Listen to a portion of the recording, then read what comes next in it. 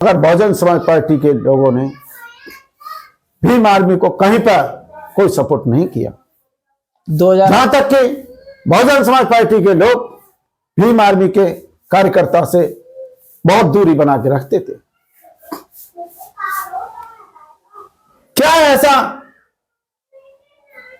क्यों?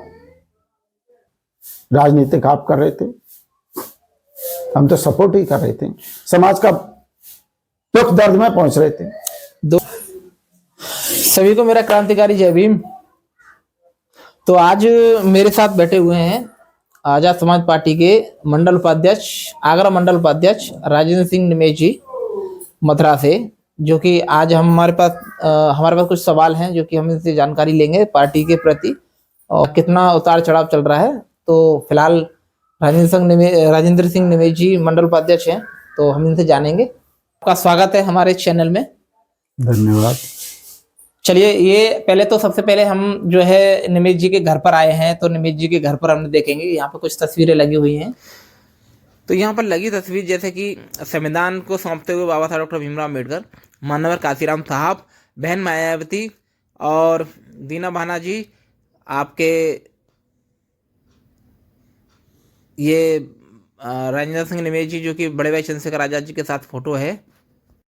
जब मैं मथुरा का जिला अध्यक्ष था तब भाई आए थे यहाँ पर, तभी का फोटो है। अच्छा, और इसके अलावा हम एक फोटो और देख पा रहे हैं, ये मंजीत सिंह नौटियाल जी के साथ भी आपका फोटो है। ये लगभग कब का फोटो होगा? ये जब भाई के साथ काम कर रहे थे तभी का है, उसी समय का है। हम आपसे जानना चाहेंगे कि मथुरा के अंदर भीम आर्मी किस सन में स्थापित हुई थी और किसके द्वारा स्थापित हुई थी? भीम आर्मी 2017 में गांव बिरजापुर में ही भीम आर्मी का गठन हुआ था। जब भीम आर्मी का गठन हुआ था तो हम 9 साथी थे इसमें।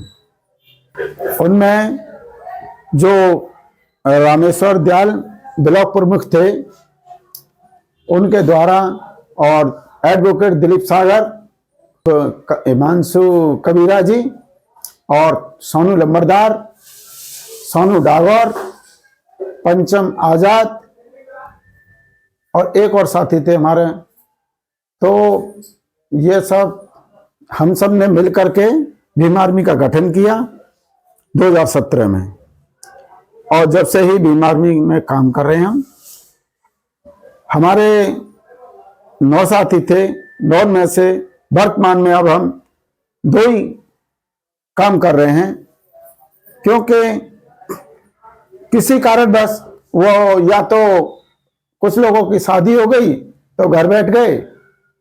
अच्छा, परिवार की जिम्मेदारी, हाँ परिवार की जिम्मेदारी समझो या कुछ भी।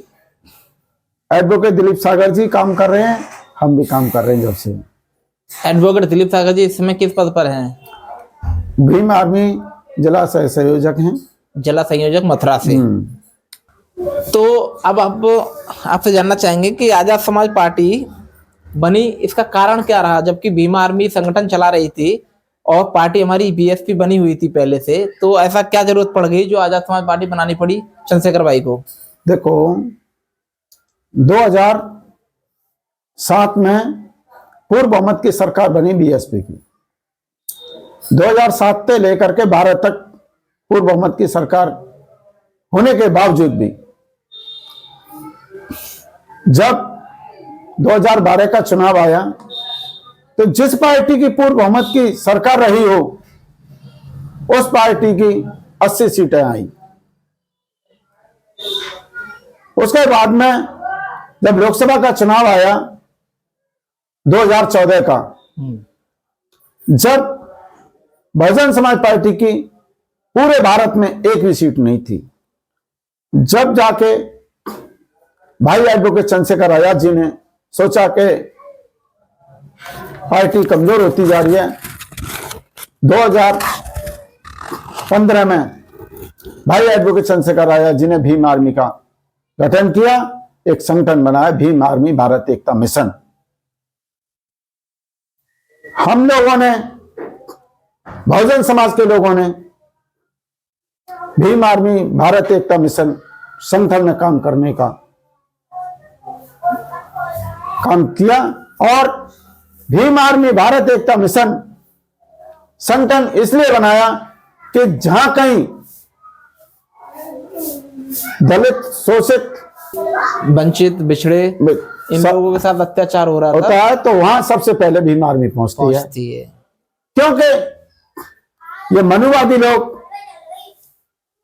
शुरू से ही इन लोगों पर अत्याचार करते चले आए। भीम आर्मी एक अच्छा काम कर रही थी।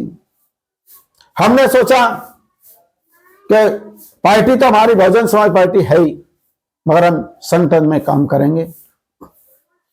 लेकिन जब 2017 का चुनाव आया तो बहुजन समाज पार्टी की 19 सीट रह गई।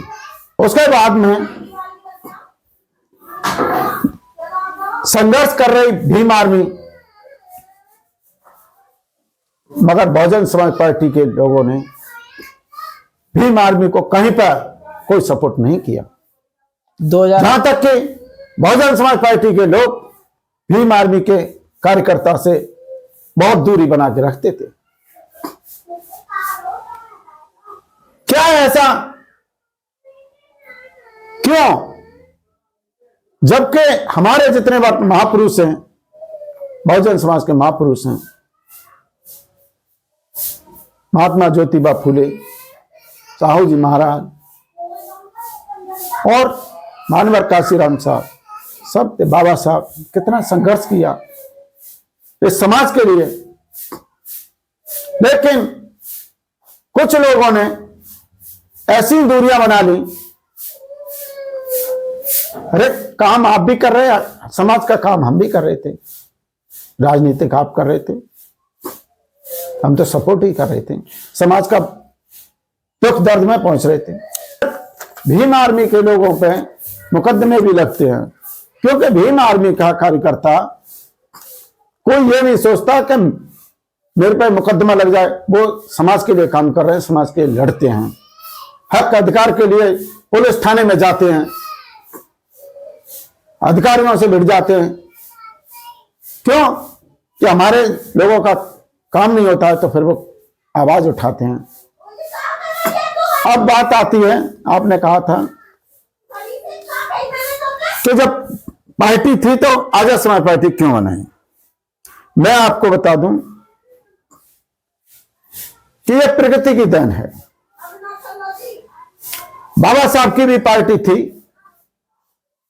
आरपीआई। 1971 में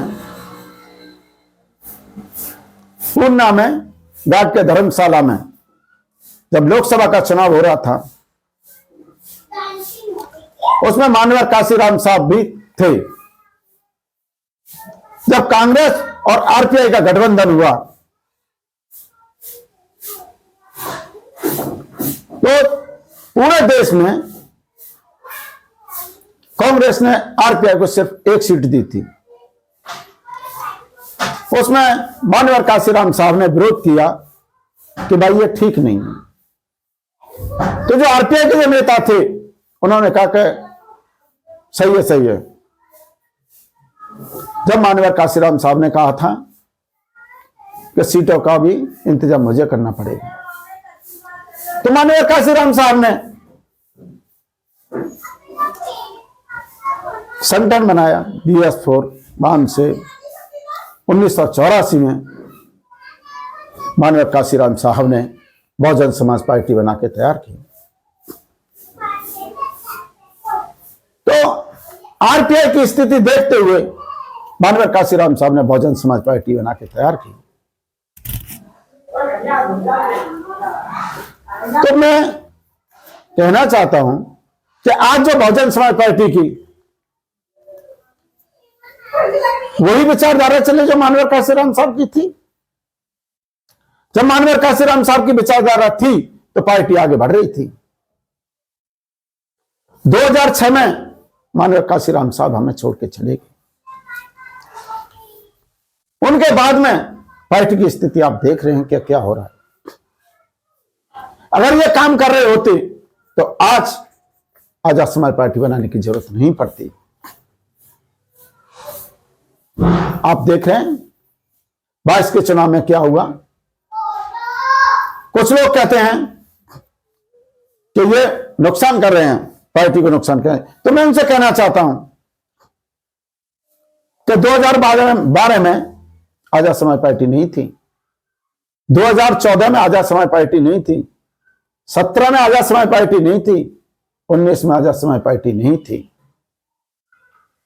इस स्थिति को देखते हुए हमारे नेता भाई एडवोकेट चंद्रशेखर आजाद जी ने देखा कि भाई बाबा साहब कहते थे कि सत्ता वो चाबी है, उससे सब अधिकार मिलते हैं। जब से हम भीम आर्मी में काम कर रहे थे, भाई भीम आर्मी संगठन चला रहे थे, मगर हम पर मुकदमा लगते, हमको जेल पहुंचाया जाता, हमारे नेता को जेल पहुंचाया जाता था, मगर कोई सपोर्ट में नहीं आता। इसी वजह से देश में बुद्धिजीवी लोगों की सलाह और भाई ने विचार किया, तब आजाद समाज पार्टी बनाई। और मैं आपको बता दूं कि माननीय काशीराम साहब ने 2006 तक हमारा साथ दिया और 1984 में बहुजन समाज पार्टी बनाई और 1993 में सबसे बड़े उत्तर प्रदेश में मिली जुली सरकार बना ली। मैं दावा के साथ कहता हूं 2020 में आजाद समाज पार्टी बनी है, 2027 में सबसे बड़े उत्तर प्रदेश में या तो सरकार बनेगी आजाद समाज पार्टी की, और नहीं बनी तो बिना आजाद समाज पार्टी के किसी की सरकार नहीं बनेगी। देखो